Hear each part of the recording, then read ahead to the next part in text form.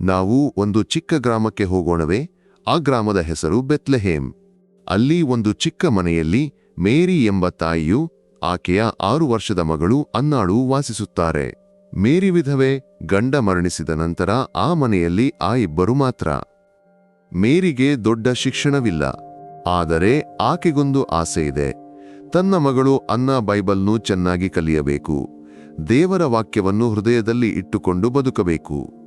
Bethlehem ಗ್ರಾಮದಲ್ಲಿ ಒಂದು ಚಿಕ್ಕ ಚರ್ಚ್ ಇದೆ. ಅಲ್ಲಿ ಫಾದರ್ ಜಾನ್ ಎಂಬ ಪಾದ್ರಿ ಮಕ್ಕಳಿಗೆ ಬೈಬಲ್ ಕಲಿಸುತ್ತಾನೆ. ಎಲ್ಲರೂ ಫಾದರ್ ಜಾನ್ನನ್ನು ಒಳ್ಳೆಯ ಮನುಷ್ಯ ಎಂದು ಭಾವಿಸುತ್ತಾರೆ.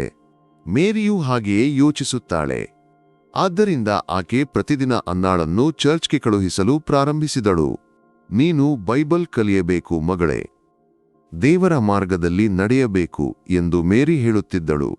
ಆದರೆ ಮೇರಿಗೆ ಒಂದು ವಿಷಯ ತಿಳಿದಿರಲಿಲ್ಲ. ಫಾದರ್ ಜಾನ್ ಒಳ್ಳೆಯ ಮನುಷ್ಯನಲ್ಲ. ಅವನು ಚರ್ಚ್ಗೆ ಬರುವ ಮಕ್ಕಳೊಂದಿಗೆ, ವಿಶೇಷವಾಗಿ ಅನ್ನಾಳೊಂದಿಗೆ ಕೆಟ್ಟದಾಗಿ ವರ್ತಿಸಲು ಶುರುಮಾಡಿದ. ಅನ್ನಾಳಿಗೆ ಭಯವಾಯಿತು. ಒಂದು ದಿನ ಆಕೆ ತಾಯಿಗೆ ಹೇಳಿದಳು, ಅಮ್ಮ, ಫಾದರ್ ಜಾನ್ ನನ್ನನ್ನು ಮುಟ್ಟುತ್ತಾನೆ. ನನಗೆ ಭಯವಾಗುತ್ತಿದೆ. ನಾನು ಚರ್ಚ್ಗೆ ಹೋಗಲು ಇಷ್ಟಪಡುವುದಿಲ್ಲ. ಮೇರಿಗೆ ಕೋಪ ಬಂದಿತು. ಏನಿದು ಹೇಳುತ್ತಿರುವೆ ಅನ್ನ? ಫಾದರ್ ಜಾನ್ ಪಾದ್ರಿ. ಅವನು ನಿನಗೆ ಬೈಬಲ್ ಕಲಿಸಲು ಪ್ರಯತ್ನಿಸುತ್ತಿದ್ದಾನೆ. ನಿನಗೆ ಓದಲು ಸೋಮಾರಿತನವೇ ಎಂದು ಮೇರಿ ಅನ್ನಾಳನ್ನು ಬೈದಳು. ಆಕೆಗೆ ತೋರಿತು ಅನ್ನ ಕಲಿಯಲು ಸೋಮಾರಿತನ ತೋರಿಸಲು ಸುಳ್ಳು ಹೇಳುತ್ತಿದ್ದಾಳೆ ಎಂದು. ಆದರೆ ಸತ್ಯ ಬೇರೆಯಾಗಿತ್ತು. ಮೇರಿ ಪ್ರತಿದಿನ ಕಷ್ಟಪಟ್ಟು ಕೆಲಸ ಮಾಡುತ್ತಾಳೆ. ಇತರರ ಮನೆಗಳಲ್ಲಿ ಬಟ್ಟಲು ತೊಳೆಯುವುದು, ಸ್ವಚ್ಛಗೊಳಿಸುವುದು ಮಾಡಿ ಜೀವನ ನಡೆಸುತ್ತಾಳೆ. ಕೆಲಸ ಮುಗಿಸಿ ಮನೆಗೆ ಬಂದಾಗ ಆಕೆಗೆ ಆಯಾಸವಾಗಿರುತ್ತದೆ. ಆದ್ದರಿಂದ ಅನ್ನಾಳೊಂದಿಗೆ ಹೆಚ್ಚು ಮಾತನಾಡಲು ಸಮಯ ಸಿಗುವುದಿಲ್ಲ. ನಿನ್ನ ಓದು ಸರಿಯಾಗಿರಬೇಕು ಅನ್ನ. ನಾಳೆ ಬೆಳಿಗ್ಗೆ ಚರ್ಚ್ಗೆ ಹೋಗಲು ಮರೆಯಬೇಡ ಎಂದು ಹೇಳಿ ಆಕೆ ಅನ್ನಾಳನ್ನು ಮಲಗಲು ಕಳುಹಿಸುತ್ತಿದ್ದಳು. ದಿನಗಳು ಕಳೆದವು. ಒಂದು ದಿನ ಬೆಳಿಗ್ಗೆ ಅನ್ನ ಎದ್ದಾಗ ಆಕೆಯ ಮುಖದಲ್ಲಿ ದೊಡ್ಡ ಭಯವಿತ್ತು. ಅಮ್ಮ, ನಾನು ಚರ್ಚ್ಗೆ ಹೋಗುವುದಿಲ್ಲ ಎಂದು ಆಕೆ ಅಳುತ್ತಾ ಹೇಳಿದಳು. ಮೇರಿ ಆಘಾತಗೊಂಡಳು.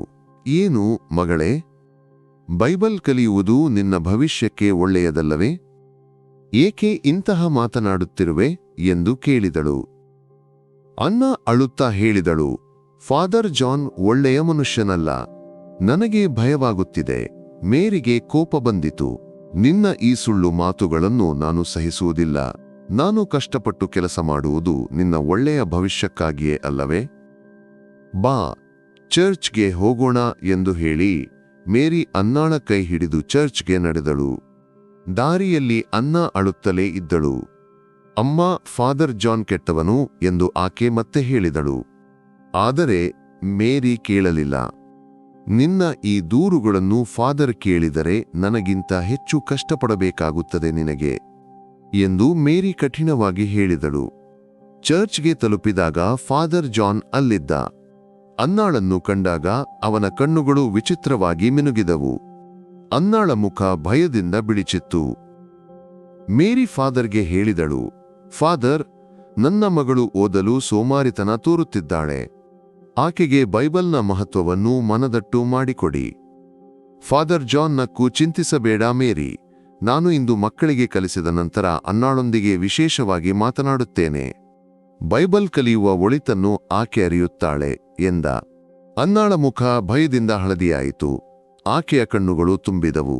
ಆದರೆ ಮೇರಿ ಅದನ್ನು ಗಮನಿಸಲಿಲ್ಲ. ಆಕೆ ಅನ್ನಾಳನ್ನು ಫಾದರ್ನ ಕೈಗೊಪ್ಪಿಸಿ ಕೆಲಸಕ್ಕೆ ಹೊರಟಳು. ನಿನ್ನ ಓದು ಸರಿಯಾಗಿರಬೇಕು ಮಗಳೇ ಎಂದು ಹೇಳಿ ಆಕೆ ನಡೆದು ಹೋದಳು. ದಿನಗಳು ಕಳೆದವು. ಆದರೆ ಅನ್ನಾಳಲ್ಲಿ ಬದಲಾವಣೆ ಕಾಣಿಸಿತು. ಆಕೆ ಮೊದಲಿನಂತೆ ಸಂತೋಷದಿಂದಿರಲಿಲ್ಲ. ಯಾವಾಗಲೂ ಮೌನವಾಗಿ ಭಯದಿಂದ ಕುಳಿತಿರುತ್ತಿದ್ದಳು. ಸಣ್ಣ ಶಬ್ದ ಕೇಳಿದರೂ ಆಕೆ ಗಾಬರಿಯಾಗುತ್ತಿದ್ದಳು. ರಾತ್ರಿ ಮಲಗುವಾಗ ಫಾದರ್, ದಯವಿಟ್ಟು ನನ್ನನ್ನು ಬಿಡು ಎಂದು ಗೊಣಗುತ್ತಿದ್ದಳು. ಮೇರಿ ಅದನ್ನು ಕೇಳಿ, ಮಗಳೇ, ಫಾದರ್ ಬಹುಶಃ ಕಠಿಣವಾಗಿ ಕಲಿಸುತ್ತಿರಬಹುದು. ಓದಿನ ದಾರಿಯಲ್ಲಿ ಕೆಲವೊಮ್ಮೆ ಹೀಗೆ ಸಹಿಸಬೇಕಾಗುತ್ತದೆ ಎಂದು ಸಮಾಧಾನ ಮಾಡುತ್ತಿದ್ದಳು. ಆದರೆ ಮೇರಿಗೆ ನಿಜವಾದ ಸತ್ಯ ತಿಳಿದಿರಲಿಲ್ಲ. ಅನ್ನಾಳ ಭಯ ಹೆಚ್ಚಾಯಿತು. ಚರ್ಚ್ನಿಂದ ಮರಳಿದಾಗ ಆಕೆ ನೇರವಾಗಿ ಕೋಣೆಗೆ ಹೋಗಿ ಬಾಗಿಲು ಮುಚ್ಚಿಕೊಂಡು ಅಳುತ್ತಿದ್ದಳು. ಮೇರಿ ಇದೆಲ್ಲವನ್ನು ನೋಡುತ್ತಿದ್ದಳು.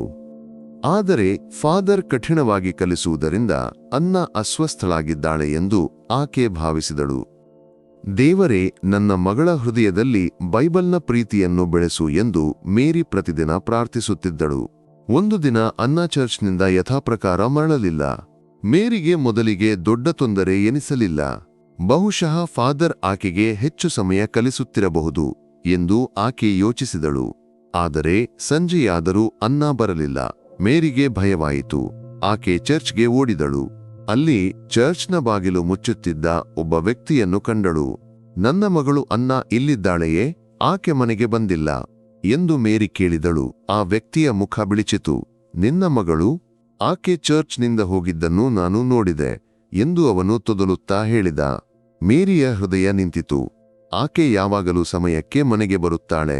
ಎಲ್ಲಿಗೆ ಹೋದಳು ನನ್ನ ಮಗಳು ಎಂದು ಆಕೆ ಕೂಗಿದಳು. ಆ ವ್ಯಕ್ತಿ ಹೇಳಿದ, ಬಹುಶಃ ನಾನು ತಪ್ಪಾಗಿ ನೋಡಿರಬಹುದು. ಫಾದರ್ ಜಾನ್ ಯಾವಾಗಲೂ ಮಕ್ಕಳಿಗೆ ಹೆಚ್ಚು ಸಮಯ ಕಲಿಸುತ್ತಾನೆ.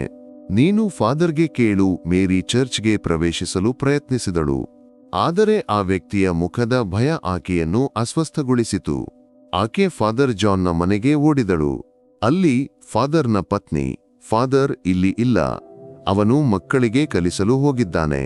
ನಂತರ ಗ್ರಾಮದ ಮತ್ತೊಬ್ಬ ಪಾದ್ರಿಯ ಬಳಿಗೂ ಹೋಗುತ್ತಾನೆ ಎಂದು ಹೇಳಿದಳು. ಮೇರಿಯ ಹೃದಯ ಒಡೆಯಿತು. ಆಕೆ ಮನೆಗೆ ಓಡಿದಳು. ಮನೆಗೆ ತಲುಪಿದಾಗ ಆಕೆ ಕಂಡ ದೃಶ್ಯ ಆಕೆಯನ್ನು ದಿಗಿಲುಗೊಳಿಸಿತು.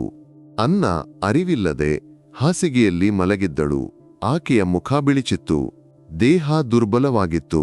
ಕೈಗಳು ಮತ್ತು ಕುತ್ತಿಗೆಯಲ್ಲಿ ಗಾಯಗಳಿದ್ದವು. ಕೂದಲಿನಲ್ಲಿ ರಕ್ತ ಸಿಕ್ಕಿಕೊಂಡಿತ್ತು. ನನ್ನ ಮಗಳೇ ಎಂದು ಕೂಗಿ ಮೇರಿ ಅನ್ನಾಳನ್ನು ತಬ್ಬಿಕೊಂಡಳು. ಯಾರು ಮಾಡಿದರು ಇದನ್ನು? ನನ್ನ ಮಗಳನ್ನು ಯಾರು ಕೊಂದರು? ಅನ್ನಾಳ ಕಣ್ಣುಗಳು ತುಂಬಿದವು. ಫಾದರ್ ಎಂದು ಆಕೆ ಮೆಲುವಾಗಿ ಹೇಳಿದಳು. ಆಗ ಆಕೆಯ ಉಸಿರು ನಿಂತಿತು. ಮೇರಿಯ ಲೋಕ ಕತ್ತಲಾಯಿತು. ನನ್ನ ಮಗಳೇ, ಕಣ್ಣು ತೆರೆ ಎಂದು ಆಕೆ ಕೂಗಿದಳು. ಆದರೆ ಅನ್ನ ಆಕೆಯ ಕೈಯಲ್ಲಿ ಸತ್ತಳು. ಗ್ರಾಮವೆಲ್ಲ ದುಃಖದಲ್ಲಿ ಮುಳುಗಿತು. ಮೇರಿಯ ಕೂಗಾಟ ಎಲ್ಲೆಡೆ ಗುಂಗಿತು. ಗ್ರಾಮದ ಜನರು ಸೇರಿದರು. ಎಲ್ಲರೂ ಆಘಾತಗೊಂಡಿದ್ದರು. ಒಬ್ಬ ಕುಗ್ಗುವ ಕೂಸು ಬೈಬಲ್ ಕಲಿಯಲು ಚರ್ಚ್ಗೆ ಹೋದವಳು ಈಗ ಸತ್ತು ಬಿದ್ದಿದ್ದಾಳೆ. ಮೇರಿ ಜೋರಾಗಿ ಹೇಳಿದಳು, ನನಗೆ ಗೊತ್ತು ಯಾರು ಮಾಡಿದ್ದು ಫಾದರ್ ಜಾನ್. ಅವನು ಮನುಷ್ಯನಲ್ಲ, ರಾಕ್ಷಸ. ಜನರು ಆಘಾತಗೊಂಡರು. ಕೆಲವರು ಹೇಳಿದರು, ಫಾದರ್ ಜಾನ್, ಅವನು ಪಾದ್ರಿ, ಹೀಗೆ ಮಾಡುತ್ತಾನೆಯೇ? ಇನ್ನು ಕೆಲವರು ಮೇರಿಗೆ, ನಿನ್ನ ದುಃಖ ನಮಗೆ ಅರ್ಥವಾಗುತ್ತದೆ. ಆದರೆ ಫಾದರ್ ಜಾನ್ನ ಮೇಲೆ ಆರೋಪ ಮಾಡುವುದು ಸರಿಯಲ್ಲ ಎಂದರು. ಒಬ್ಬ ಮಹಿಳೆ ಹೇಳಿದಳು, ನನ್ನ ಮಗಳು ಫಾದರ್ನ ಕೆಳಗೆ ಬೈಬಲ್ ಕಲಿಯುತ್ತಿದ್ದಾಳೆ. ಇಂತಹದ್ದು ಏನೂ ಕೇಳಿಲ್ಲ. ಮೇರಿ ಅಳುತ್ತಿದ್ದಳು. ನನ್ನ ಮಗಳು ಸಾಯುವಾಗ ಅವನ ಹೆಸರನ್ನೇ ಹೇಳಿದಳು. ಇದು ಸತ್ಯವಲ್ಲವೇ ಎಂದಳು. ಆದರೆ ಯಾರೂ ಆಕೆಯನ್ನು ನಂಬಲಿಲ್ಲ. ಫಾದರ್ ಜಾನ್ ಚರ್ಚ್ಗೆ ಬಂದ. ಅವನು ಹೇಳಿದ, ನಾನು ಅನ್ನಾಳನ್ನು ನನ್ನ ಮಗಳಂತೆ ಕಂಡೆ. ನನ್ನ ವಿರುದ್ಧ ಇಂತಹ ಆರೋಪ ಬರುತ್ತದೆ ಎಂದು ಯೋಚಿಸಿರಲಿಲ್ಲ. ಅವನ ಮಾತುಗಳನ್ನು ಕೇಳಿ ಜನರು ಮೇರಿಯನ್ನು ತಪ್ಪಾಗಿ ಅರ್ಥೈಸಿದರು. ಮೇರಿ ಒಂಟಿಯಾದಳು.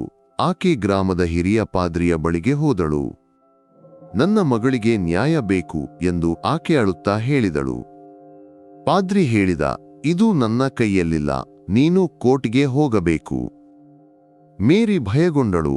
ನನಗೆ ಯಾರೂ ಇಲ್ಲ, ದೇವರ ಹೆಸರಿನಲ್ಲಿ ನನ್ನನ್ನು ಸಹಾಯ ಮಾಡಿ ಎಂದು ಆಕೆ ಕೇಳಿಕೊಂಡಳು.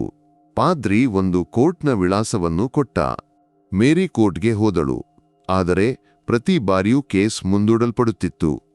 ನ್ಯಾಯಾಧೀಶ ಫಾದರ್ ಜಾನ್ನ ಜನರಿಂದ ಲಂಚ ಪಡೆಯುತ್ತಿದ್ದ. ಮೇರಿ ತನ್ನ ಎಲ್ಲವನ್ನೂ ಮನೆ, ಒಡವೆ ಮಾರಿದಳು. ಆದರೆ ನ್ಯಾಯ ಸಿಗಲಿಲ್ಲ. ಆಕೆ ಪ್ರತಿ ರಾತ್ರಿಯೂ ಅಳುತ್ತಿದ್ದಳು. ದೇವರೇ, ನಾನು ನನ್ನ ಮಗಳ ಭಯವನ್ನು ಅರ್ಥಮಾಡಿಕೊಳ್ಳಲಿಲ್ಲ. ನನಗೆ ಬುದ್ಧಿ ಕೊಟ್ಟಿದ್ದರೆ ಎಂದು ಆಕೆ ಪ್ರಾರ್ಥಿಸಿದಳು. ಒಂದು ದಿನ ನ್ಯಾಯಾಧೀಶ ಮೇರಿಗೆ ಹೇಳಿದ, ನಿನ್ನ ಕೇಸ್ಗೆ ನ್ಯಾಯ ಸಿಗುತ್ತದೆ. ಆದರೆ ಇನ್ನೂ ಕೊಂಚ ಹಣ ಬೇಕು. ಮೇರಿಗೆ ಏನೂ ಉಳಿದಿರಲಿಲ್ಲ. ಆಕೆ ಮನೆ ಮಾರಿ ಆ ಹಣವನ್ನು ನ್ಯಾಯಾಧೀಶನಿಗೆ ಕೊಟ್ಟಳು. ನಿನ್ನ ಕೇಸ್ನ ತೀರ್ಪು ನಾಳೆ ಬರುತ್ತದೆ ಎಂದು ನ್ಯಾಯಾಧೀಶ ಹೇಳಿದ. ಆದರೆ ಮರುದಿನ ನ್ಯಾಯಾಧೀಶ ಹೋಗಿದ್ದ. ಅವನು ರಜೆಗೆ ಹೋಗಿದ್ದಾನೆ. 2 ತಿಂಗಳ ನಂತರ ಬರುತ್ತಾನೆ ಎಂದು ಗಾರ್ಡ್ ಹೇಳಿದ. ಮೇರಿ ಆಘಾತಗೊಂಡಳು. ಆಕೆ ಗ್ರಾಮದ ಒಬ್ಬ ಗಣ್ಯನ ಬಳಿಗೆ ಹೋದಳು. ಅವನು ಹೇಳಿದ, ನೀನೇ ನಿನ್ನ ಕೇಸ್ನು ವಾಪಸ್ ಪಡೆದೆ. ಇಗೋ, ನಿನ್ನ ಸಹಿ ಇರುವ ಕಾಗದ. ಮೇರಿ ಕೂಗಿದಳು, ನಾನು ಇದರಲ್ಲಿ ಸಹಿ ಮಾಡಿಲ್ಲ. ಇದು ಸುಳ್ಳು. ಆದರೆ ಯಾರೂ ಆಕೆಯನ್ನು ನಂಬಲಿಲ್ಲ. ಮೇರಿ ಒಡೆದು ಹೋದಳು. ಆಕೆ ಫಾದರ್ ಜಾನ್ನ ಮನೆಗೆ ಹೋದಳು. ಅವನನ್ನು ಕಂಡಾಗ ಆಕೆಯ ಕಣ್ಣುಗಳು ಕೋಪದಿಂದ ಕೆಂಪಾದವು. ನೀನು ನನ್ನ ಮಗಳನ್ನು ಕೊಂದೆ ಎಂದು ಆಕೆ ಕೂಗಿದಳು. ಫಾದರ್ ಜಾನ್ ಆಕೆಯನ್ನು ಗೇಲಿ ಮಾಡಿದ. ಮೇರಿ ಒಂದು ಚಾಕು ತೆಗೆದುಕೊಂಡಳು. ಆದರೆ ಫಾದರ್ ಜಾನ್ ಆಕೆಯನ್ನು ಕ್ರೂರವಾಗಿ ಹೊಡೆದ. ಅವನು ಅನ್ನಾಳಿಗೆ ಮಾಡಿದ ಅದೇ ಕ್ರೂರತೆಯನ್ನು ಮೇರಿಗೂ ಮಾಡಿದ. ನಂತರ ಆಕೆಯನ್ನು ರಸ್ತೆಗೆ ಎಸೆದ. ಮೇರಿ ಎಚ್ಚರಗೊಂಡಾಗ ಆಕೆಯ ಮನಸ್ಸು ಒಡೆದು ಹೋಗಿತ್ತು. ಆಕೆ ರಸ್ತೆಯಲ್ಲಿ ಅಲೆದಾಡಿದಳು. ನನ್ನ ಮಗಳಿಗೆ ನ್ಯಾಯ ಬೇಕು ಎಂದು ಆಕೆ ಕೂಗಿದಳು. ಮೊದಲಿಗೆ ಕೆಲವರು ಆಕೆಯ ಬಗ್ಗೆ ಕನಿಕರ ತೋರಿದರು. ಆದರೆ ನಂತರ ಜನರು ಆಕೆಯನ್ನು ಗದರಿಸಲು ಶುರು ಮಾಡಿದರು. ಒಂದು ದಿನ ಮೇರಿಯನ್ನು ರಸ್ತೆಯಲ್ಲಿ ಕಸದ ರಾಶಿಯ ಮೇಲೆ ಸತ್ತಿರುವುದು ಕಂಡುಬಂದಿತು. ಕೆಲವರು ಕನಿಕರದಿಂದ ಆಕೆಯ ಶವ ಸಂಸ್ಕಾರ ಮಾಡಿದರು. ಕತೆ ಇಲ್ಲಿ ಮುಗಿಯಿತೆಂದು ನಿನಗೆ ಅನಿಸುತ್ತದೆಯೇ? ಆದರೆ ಹಾಗಲ್ಲ, ಅಲ್ವೇ? ಒಂದು ದಿನ ಗ್ರಾಮದಲ್ಲಿ ದೊಡ್ಡ ಭೂಕಂಪ ಬಂದಿತು. ಫಾದರ್ ಜಾನ್ನ ಮನೆಯನ್ನು ಭೂಮಿ ನುಂಗಿತು. ಅವನ ಪತ್ನಿ ಕೂಗಿದಳು. ಜನರು ಓಡಿಬಂದರು. ಫಾದರ್ ಜಾನ್ನ ದೇಹ ಭೂಮಿಯೊಳಗೆ ಹೋಯಿತು. ಅವನ ಮುಖ ರಾಕ್ಷಸನಂತೆ ಬದಲಾಗಿತ್ತು. ಇದು ದೇವರ ಶಿಕ್ಷೆ ಎಂದು ಗ್ರಾಮದ ಹಿರಿಯರು ಹೇಳಿದರು. ಜನರು ಆಘಾತಗೊಂಡರು. ಮೇರಿ ಹೇಳಿದ್ದು ಸತ್ಯವಾಗಿತ್ತು ಎಂದು ಅವರಿಗೆ ಅರಿವಾಯಿತು. ಆದರೆ ಈಗ ತಡವಾಗಿತ್ತು. ಇಲ್ಲಿ ಒಬ್ಬ ಚಿಕ್ಕ ಹುಡುಗ ಕಾಣಿಸಿಕೊಳ್ಳುತ್ತಾನೆ. ಅವನ ಹೆಸರು ಜೋಸೆಫ್. 10 ವರ್ಷದ ಧೈರ್ಯವಾದ ಹುಡುಗ. ಅವನಿಗೆ ಅನ್ನಾಳ ಕತೆ ಗೊತ್ತು. ಒಂದು ರಾತ್ರಿ ಹಳೆಯ ಚರ್ಚ್ನಿಂದ ಅಳುವಿನ ಶಬ್ದ ಕೇಳಿತು. ಜೋಸೆಫ್ ಧೈರ್ಯ ತಂದುಕೊಂಡು ಅಲ್ಲಿಗೆ ಹೋದ. ಅಲ್ಲಿ ಅನ್ನಾಳ ಆತ್ಮದಂತೆ ಒಂದು ರೂಪವನ್ನು ಕಂಡ. ನನ್ನ ಸತ್ಯವನ್ನು ಯಾರೂ ತಿಳಿದಿಲ್ಲ. ನನ್ನ ಸಮಾಧಿಯ ಮೇಲೆ ನನ್ನ ಹೆಸರನ್ನೂ ಬರೆದಿಲ್ಲ ಎಂದು ಅದು ಹೇಳಿತು. ಜೋಸೆಫ್ ಆಘಾತಗೊಂಡ. ಅವನು ತೀರ್ಮಾನಿಸಿದ, ನಾನು ಅನ್ನಾಳಿಗೆ ನ್ಯಾಯ ತಂದುಕೊಡುತ್ತೇನೆ. ಅವನು ಗ್ರಾಮದ ಹಿರಿಯ ಪಾದ್ರಿಯಾದ ಫಾದರ್ ಪೀಟರ್ನನ್ನು ಭೇಟಿಯಾದ. ಫಾದರ್ ಪೀಟರ್ ಹೇಳಿದ, ನಾನು ಅನ್ನಾಳ ಮರಣದ ಸತ್ಯವನ್ನು ತಿಳಿದಿದ್ದೆ. ಆದರೆ ಭಯದಿಂದ ಮೌನವಾಗಿದ್ದೆ. ನನ್ನ ಬಳಿ ಒಂದು ಪುಸ್ತಕವಿದೆ. ಅದರಲ್ಲಿ ಫಾದರ್ ಜಾನ್ ಮತ್ತು ಇತರ ಗಣ್ಯರ ಭ್ರಷ್ಟಾಚಾರದ ಸಾಕ್ಷ್ಯಗಳಿವೆ. ಜೋಸೆಫ್ ಮತ್ತು ಫಾದರ್ ಪೀಟರ್ ಒಟ್ಟಿಗೆ ಒಂದು ಯೋಜನೆ ರೂಪಿಸಿದರು. ಒಂದು ಭಾನುವಾರ ಹೊಸ ಚರ್ಚ್ನಲ್ಲಿ ಹೊಸ ಪಾದ್ರಿಯಾದ ಫಾದರ್ ಮ್ಯಾಥ್ಯೂ ಭಾಷಣ ಮಾಡಲು ಬಂದ. ಅವನು ಜೋರಾಗಿ ಹೇಳಿದ, ಇಂದು ನಾನು ಸತ್ಯದ ಬಗ್ಗೆ ಮಾತನಾಡುತ್ತೇನೆ. ಅನ್ನ ಎಂಬ ಕೂಸಿನ ರಕ್ತ ಈ ಗ್ರಾಮದಲ್ಲಿ ಕೂಗುತ್ತಿದೆ. ಅವನು ಫಾದರ್ ಪೀಟರ್ನ ಪುಸ್ತಕದ ಸಾಕ್ಷ್ಯಗಳನ್ನು ಎತ್ತಿ ಹಿಡಿದ. ಗ್ರಾಮದ ಜನರು ಆಘಾತಗೊಂಡರು. ಜೋಸೆಫ್ ಮತ್ತು ಫಾದರ್ ಪೀಟರ್ ಮುಂದೆ ಬಂದರು. ಇದು ಸತ್ಯ. ಫಾದರ್ ಜಾನ್ ಕೃತ್ಯವಂತ ಎಂದರು. ಜನರು ಕೋಪಗೊಂಡರು. ಅವರು ಫಾದರ್ ಜಾನ್ನ ಸ್ನೇಹಿತರಾದ ನ್ಯಾಯಾಧೀಶ ಮತ್ತು ಇತರ ಗಣ್ಯರನ್ನು ಹೊರಗಟ್ಟಲು ತೀರ್ಮಾನಿಸಿದರು.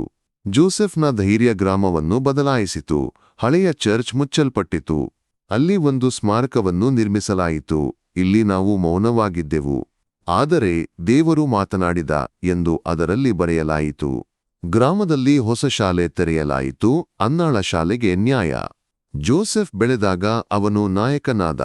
ಅವನು ಎಲ್ಲೆಡೆ ಹೇಳಿದ, ಪ್ರತಿ ಮಗುವಿನ ಧ್ವನಿಯನ್ನು ಕೇಳಿ. ಅವರು ಭಯಪಡುವಾಗ ಅವರನ್ನು ನಂಬಿ. ಆದರೆ ಜೋಸೆಫ್ನ ಹೋರಾಟ ಅಲ್ಲಿ ಕೊನೆಗೊಳ್ಳಲಿಲ್ಲ. ಒಂದು ದಿನ ಅಜ್ಞಾತ ವ್ಯಕ್ತಿಯೊಬ್ಬ ಅವನಿಗೆ ಒಂದು ಕವರ್ ಕೊಟ್ಟ. ಅದರಲ್ಲಿ ಇನ್ನಷ್ಟು ದೊಡ್ಡ ಭ್ರಷ್ಟಾಚಾರದ ಸಾಕ್ಷ್ಯಗಳಿದ್ದವು. ಇದನ್ನು ತೆರೆದರೆ ಹಿಂದಿರುಗುವ ದಾರಿಯಿಲ್ಲ ಎಂದು ಅವನು ಹೇಳಿದ. ಜೋಸೆಫ್ ತನ್ನ ಸ್ನೇಹಿತನಾದ ಮ್ಯಾಥ್ಯೂ ಪತ್ರಕರ್ತನನ್ನು ಕರೆದ. ನಾವು ಮುಂದುವರಿಯೋಣ. ಅನ್ನಾಳ ಹೆಸರು ಕೇವಲ ಆರಂಭವಷ್ಟೇ ಎಂದು ಜೋಸೆಫ್ ಹೇಳಿದ. ನಾವು ಈ ಕಥೆಯನ್ನು ಇಲ್ಲಿ ನಿಲ್ಲಿಸೋಣ, ಅಲ್ವೇ? ಆದರೆ ಒಂದು ವಿಷಯವನ್ನು ನೆನಪಿಡಿ, ಅನ್ನಾಳಂತಹ ಮಕ್ಕಳ ಧ್ವನಿಯನ್ನು ಯಾವಾಗಲೂ ಕೇಳಬೇಕು. ಜೋಸೆಫ್ನಂತೆ ಧೈರ್ಯದಿಂದ ಸತ್ಯಕ್ಕಾಗಿ ಹೋರಾಡಿ.